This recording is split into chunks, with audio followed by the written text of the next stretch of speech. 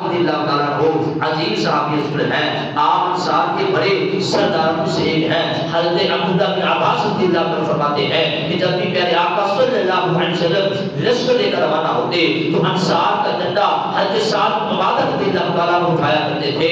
حضرت گرامی آپ کی دینی خدمات کو سراہتے ہوئے پیارے آقا صلی اللہ علیہ وسلم نے ایک مرتبہ دعا دی، یا اللہ پاک ہماری طرف سے سارے انصار بالخصوص سعد بن عبادہ رضی اللہ تعالیٰ عنہ کو جزائے خیر عطا فرما۔ ایک مرتبہ پیارے آقا صلی اللہ علیہ وسلم نے یوں دعا دی، یا اللہ پاک سعد بن عبادہ کی آل پر اپنی درودیں اور رحمتیں نازل فرما۔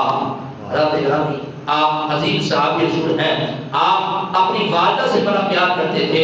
ایک مرتبہ آپ سفر پر روانہ ہوئے، پیچھے سے آپ کی والدہ محترمہ کا انتقال ہو گیا، آپ کو جو ہے خبر نہ پہنچائی جا سکی۔ آج کا تو دور تھا نہیں کہ کال کی جاتی اور حضرت سعد بن عبادہ رضی اللہ تعالیٰ جو ہے وہ جہاز پر یا گاڑی وغیرہ پر بیٹھ کر آ جاتے۔ حضرت گرامی پہلے کا جو سفر تھا وہ گوروں جگالے ہوا کرتا تھا، اور حضرت سعد رضی اللہ تعالیٰ کو جب واپس تشریف لائے تو آ کر جو ہے والدہ کی انتقال کا خبر سنی تو بہت جو ہے دل غمزدہ ہوا۔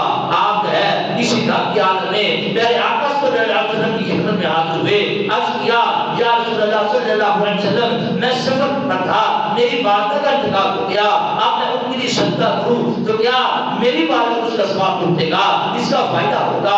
میرے آقا صلی اللہ علیہ وسلم نے فرمایا ہاں فائدہ پہنچے گا۔ ایک روایت میں ہے کہ اس نے عرض کی یا رسول اللہ صلی اللہ علیہ وسلم کون سا صدقہ زیادہ افضل ہے؟